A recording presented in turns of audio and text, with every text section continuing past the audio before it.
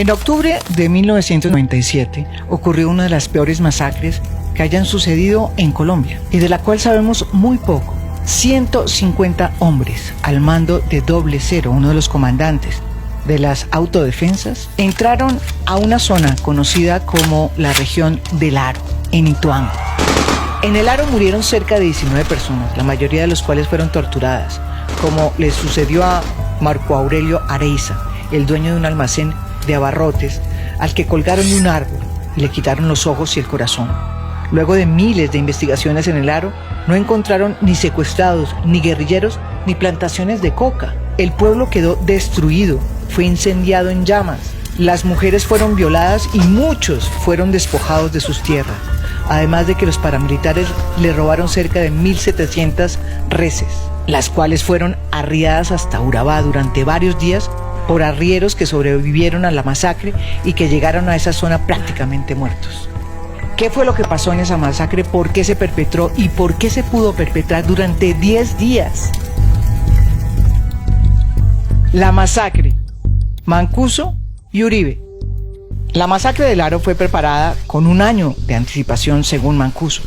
En 1996, él mismo fue a encontrarse con el entonces comandante de la 4ª Brigada del Ejército en Medellín, general Manosalva, por petición de Carlos Castaño, máximo comandante de las Autodefensas Unidas de Colombia.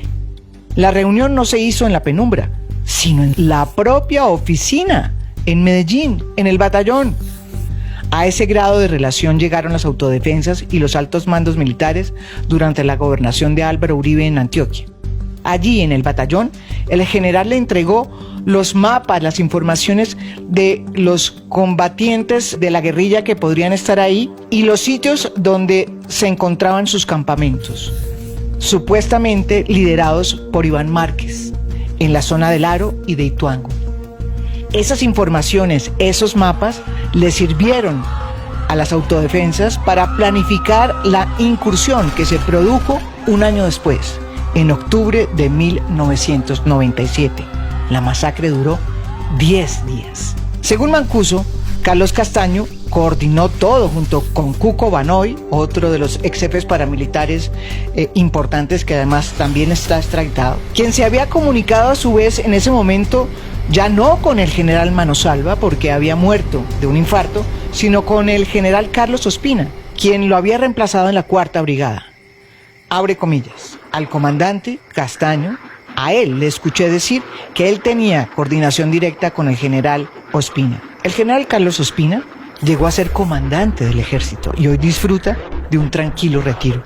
Mancuso también dice que Pedro Juan Moreno, brazo derecho de Álvaro Uribe en la gobernación, era su secretario de gobierno, supo de esta incursión porque semanas antes Moreno mismo se había reunido con Castaño y con él en una finca cercana llamada El Volador.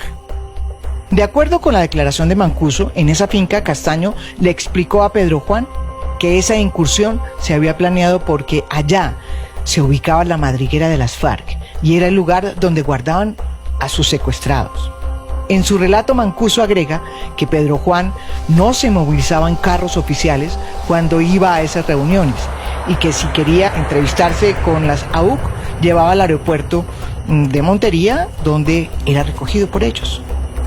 Según Mancuso, esa reunión en que se le informó a Pedro Juan sobre la incursión al Aro había sido pedida por el mismo Moreno, entonces secretario de la Gobernación de Antioquia, con el propósito de hablar sobre la creación de las famosas Convivir.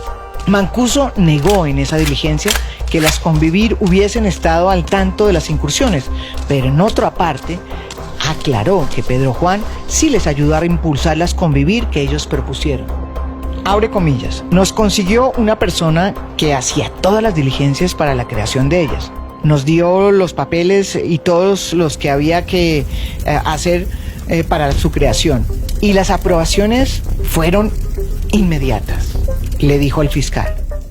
¿Y recuerda si el gobernador de la época, Álvaro Uribe Vélez, también impulsaba las Convivir?, le preguntó el fiscal a Mancuso. Bueno, respondió Mancuso, el gobernador de la época públicamente salía a los medios de comunicación apoyando la creación de las Convivir. Cuando el fiscal le volvió a preguntar si Pedro Juan Moreno iba a título personal o en calidad de secretario de Gobernación departamental, Mancuso respondió: yo creo que él esa investidura la cargaba a donde iba.